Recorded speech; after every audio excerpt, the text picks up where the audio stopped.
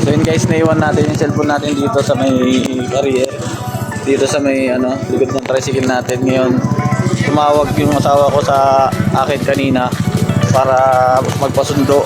Kaso wala yung cellphone, di ba sumagot. Kaya puntahan natin ngayon yung nakapulot guys. Napaka-bait naman ng nakapulot. Tara, samahan nyo kami. So yun guys, pupuntahan natin yung nakapulot sa cellphone natin sa may Padipa ngayon. Nakapulot yung taga-Kayambanan guys. Kasi ang alam ko guys, naiwan ko lang sa CR. Ngayon, nung tinawagan niya, iba yung nakasagot, babae.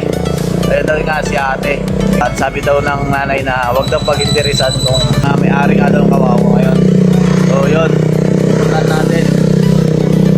Bumili pa ako ng almusal namin guys.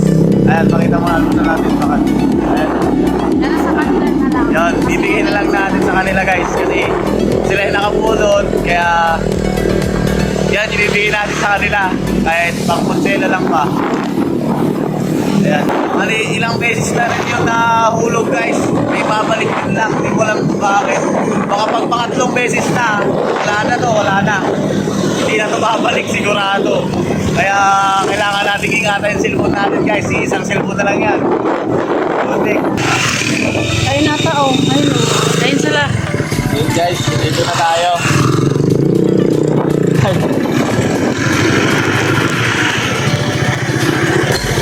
Ang daming kumatawag. Ang dami pa namatawag. Wait lang. Ay, excellent!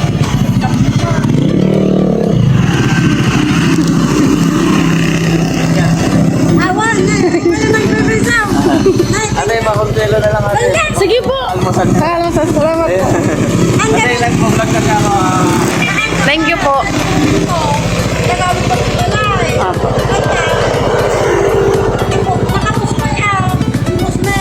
Opo.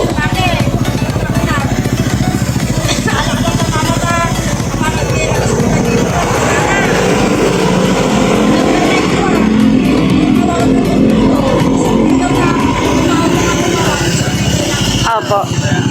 And thank you po. Dito na yung cellphone natin.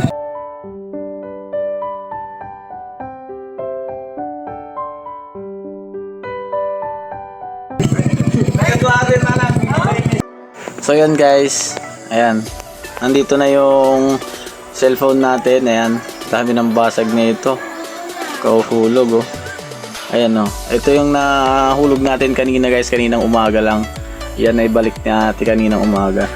So sana marami pang mga katulad nyo ate, mababuting loob na katulad ni ate na nagbalik ng cellphone.